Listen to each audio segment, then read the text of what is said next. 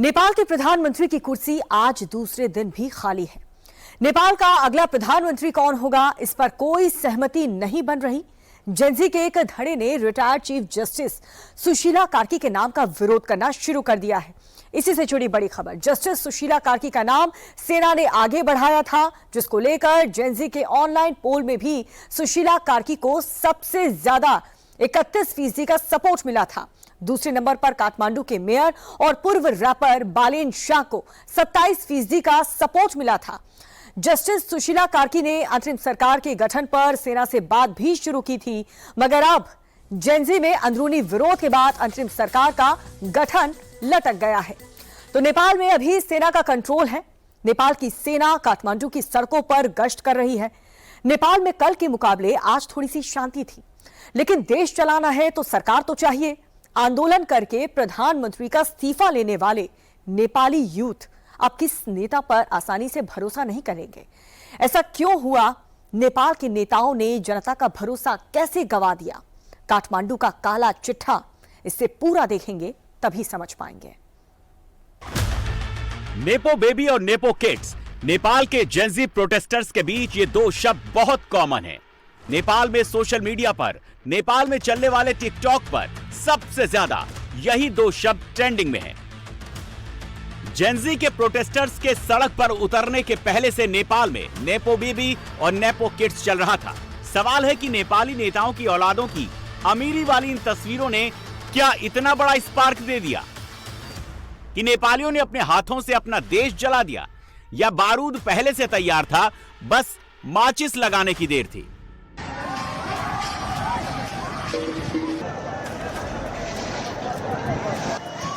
नेपाल में माचिस किसी और ने नहीं जलाई।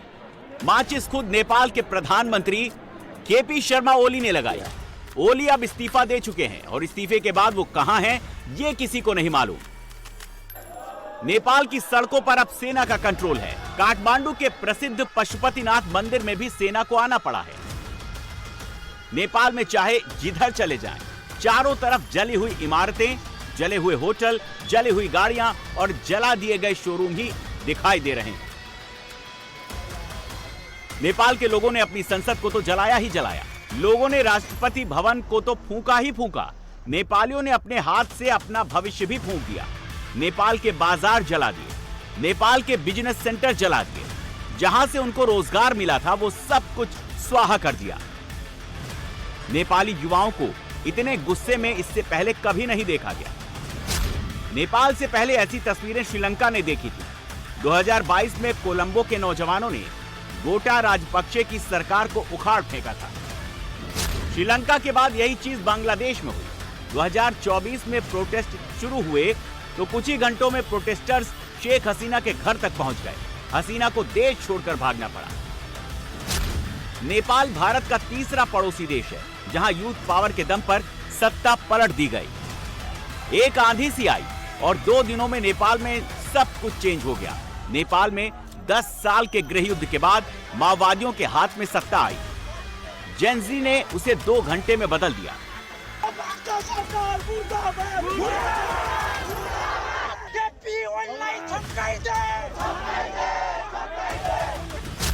श्रीलंका में महंगाई, करप्शन और विदेशी मुद्रा संकट के बीच फर्टिलाइजर्स इंपोर्ट पर बैन का स्पार्क था।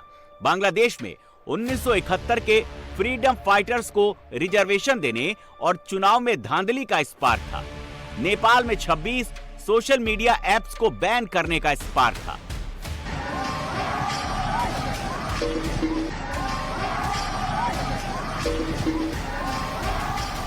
काठमांडू से आई तस्वीरें कोलंबो और ढाका की तस्वीरों से थोड़ी अलग हैं। कोलंबो में प्रोटेस्टर्स जब प्रेसिडेंट हाउस में घुसे थे तब कीमती चीजों की लूट मच गई थी।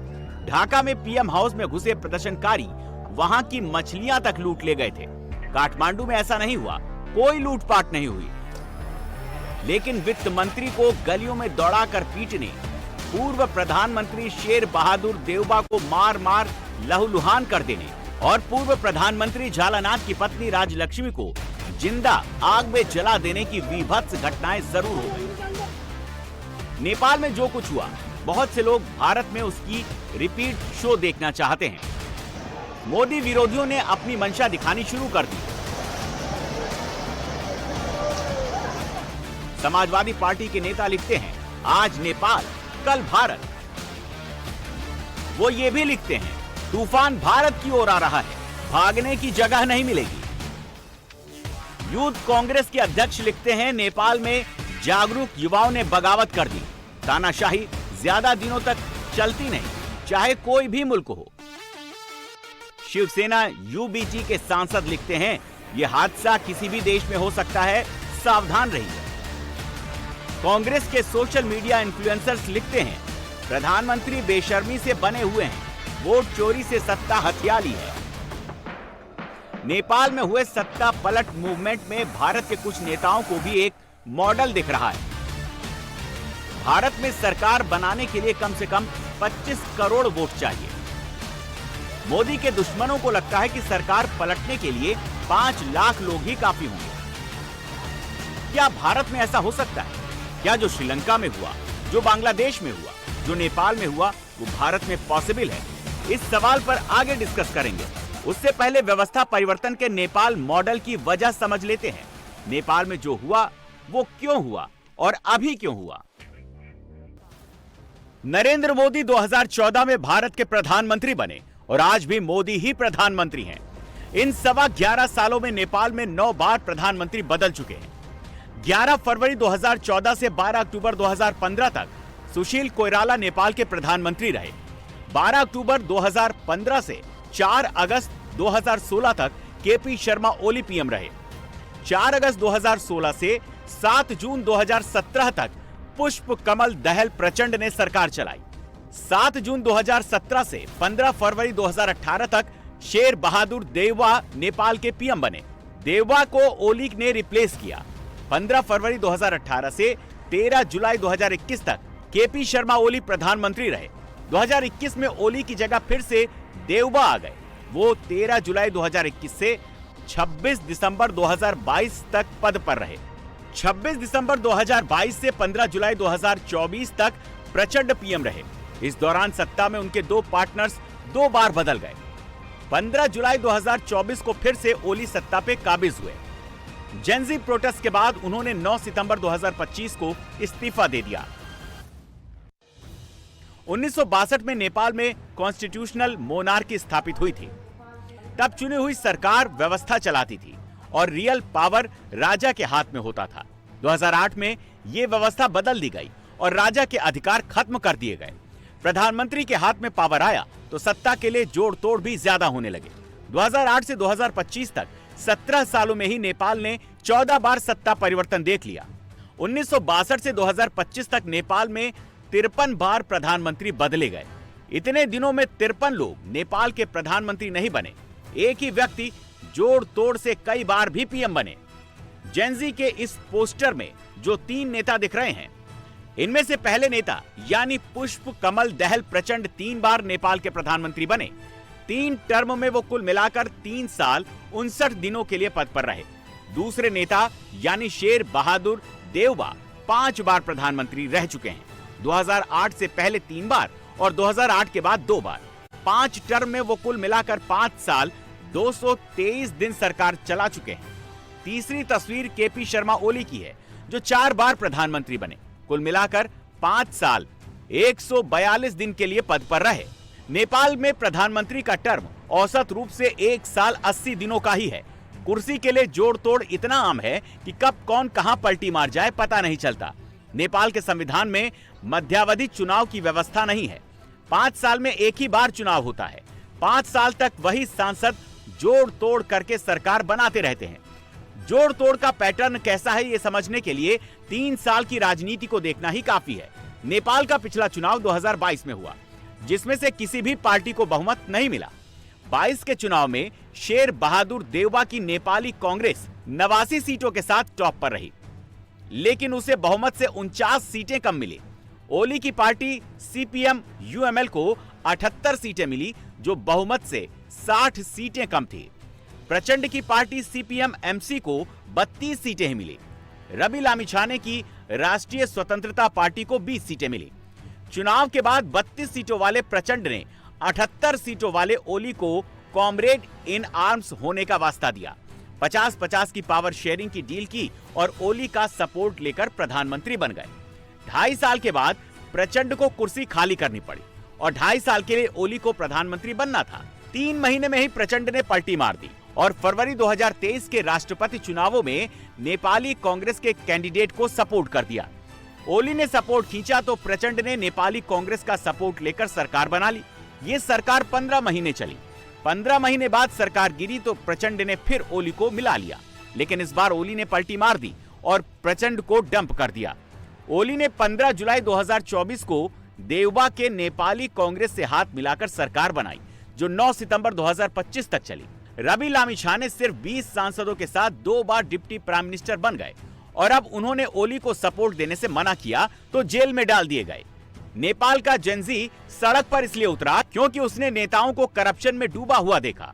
करप्शन का केस जब भी सामने आया, हर केस पर लीपापोती कर दी गई। चीन की कंपनियों ने बड़े पैमाने पर घूसखोरी कराकर नेपाल में प्रोजेक्ट्स हासिल किए, लेकिन किसी भी जांच में कुछ नहीं मिला। नेपाल की जनता बेरोजगारी, महंगाई और भ्रष्टाचार से त्रस्त थी और सारे नेता मिलजुल कर सत्ता का म्यूजिकल चेयर खेल रहे थे। ये गुस्सा, ये आक्रोश उसी के खिलाफ है। इस आक्रोश ने नेपाल का वर्तमान जला दिया। फिर भी जेनजी के युवा जश्न मना रहे हैं। उनको लगता है कि वर्तमान जलाकर उन्होंने भविष्य सुरक्षित कर लिया है।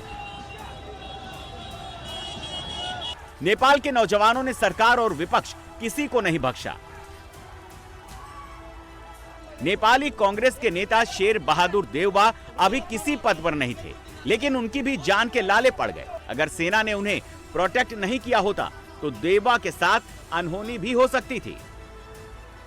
नेपाल एक यंग देश है। नेपाल की औसत उम्र 24.5 साल है।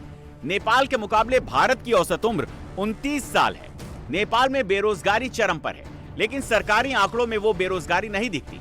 सरकार कहती है कि सिर्फ 12.6% युवा ही बेरोजगार हैं। अपने देश में रोजगार न होने की वजह से नेपाल के युवाओं को विदेश में जाकर नौकरी करनी पड़ती है।